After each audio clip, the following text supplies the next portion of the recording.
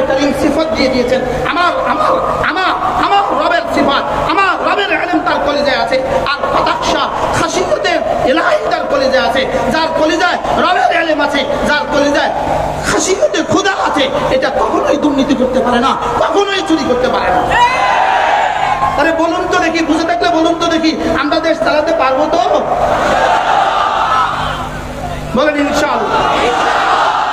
এবার প্রশ্ন ছুড়ে দিচ্ছে, আচ্ছা খালেদা জিয়াকে তো মানছে, শেখ হাসিনাকে তো মানছে, সব সেক্টররা তাদেরকে মেনে নিয়েছে, আপনাদেরকে যদি না মানে? না মানে মানে কি? ডান্ডা ডান্ডা ডান্ডা ডান্ডা।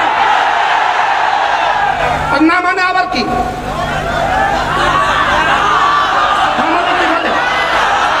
না মানলে তো ডান্ডা।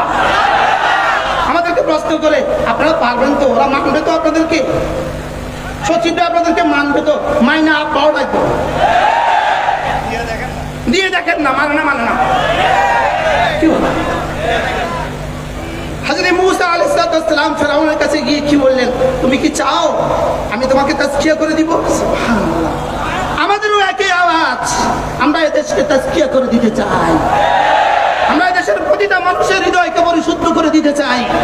আমরা এদেশের প্রতিটা মানুষের দিলে আল্লাহ তাআলার জাত ও সিফাতের ইয়াকিন সৃষ্টি করে দিতে চাই। আল্লাহ তাআলার ইয়াকিন আমরা এদেশের মানুষের দিলে দিতে চাই। আল্লাহ তাআলা সামিউ, আল্লাহ তাআলা বাসীর, আল্লাহ তাআলা খাবীর, আল্লাহ তাআলা করনেওয়ালা জাত, এই কথাগুলো আমরা দিতে চাই। যদি এই কথাগুলো হয়ে যায়, মদিনায় তৈয়বা ওই দৃষ্টান্তই কায়েম হবে। মা তার মেয়েকে বলবেন দুধে পানি মিশিয়ে দাও, মেয়ে বলবে আইনাল্লাহ, আল্লাহ কোথায় গেছে?